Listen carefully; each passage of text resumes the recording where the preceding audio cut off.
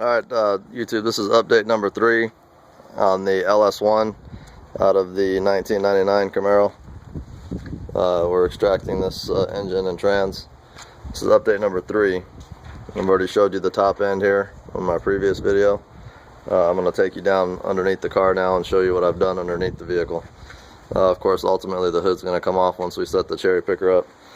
And again, we're pulling this motor from the top, not going from the bottom. I don't have the means to take this thing out from the bottom, which I would really rather do it that way, but here we go. Alright, it's probably going to be a little dark under here, but I'm going to just do what I can here. Alright, basically the exhaust flange bolts, those have to come off on both sides, and you can see the other side, all 3 of those flange bolts broke. This is no big deal. You can put new ones in there. Starter was removed.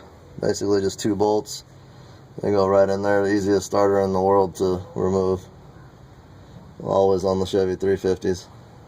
Been the same for years. Disconnected the starter wiring. All the wiring's done.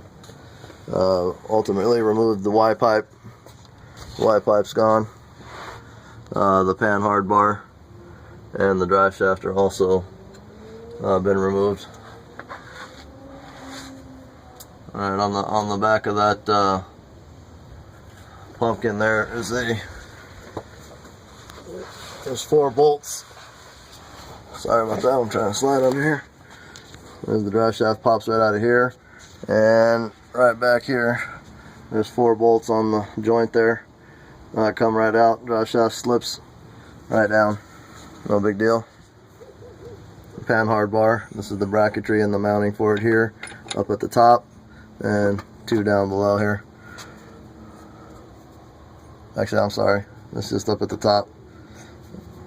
And next, what we're going to do here is we're going to remove this cross member brace, and what that's going to do, that's why I got the jack set up on the bottom of the oil pan of the transmission. 2x4 supports it and doesn't put any kinks in it. You don't want to kink down the oil pan of the trans, so we're going to let the jack down slowly now that we've got the cross member unbolted. And basically what that's going to allow us to do is it's going to allow us to reach up and get some more transmission. The last 2 transmission bolts, here's one of the trans bolts, another trans bolt, but there's some that are hidden way up at the top that you normally can't get to unless you tilt the transmission. Basically the transmission is going to go from being level to doing tilted in the backwards position here towards the back of the vehicle. And had a little basically leaking oil here right out of the rear main, and had a bad rear main leak. So ultimately, when you separate the trans, you can get to it real easy, but when it's in the vehicle, the rear main seal's a pain in the ass to get. Got the motor mount nut loose. When we support that with the cherry picker, we'll be able to pull that through. That's no big deal. All the O2 sensor wiring disconnected. The shifter cable, those meets right up on there. That's been disconnected. We're moving along on this deal here.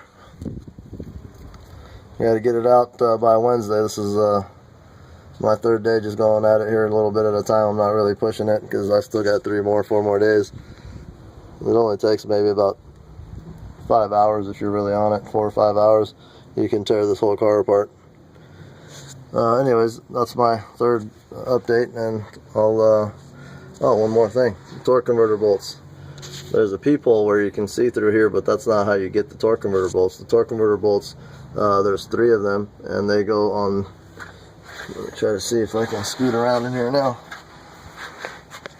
I don't know if you can see that. Hang on. Let me get into a better position here. Sorry about that.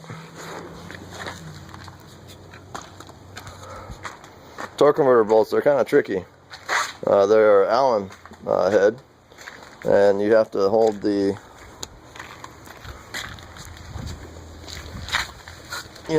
flywheel steady.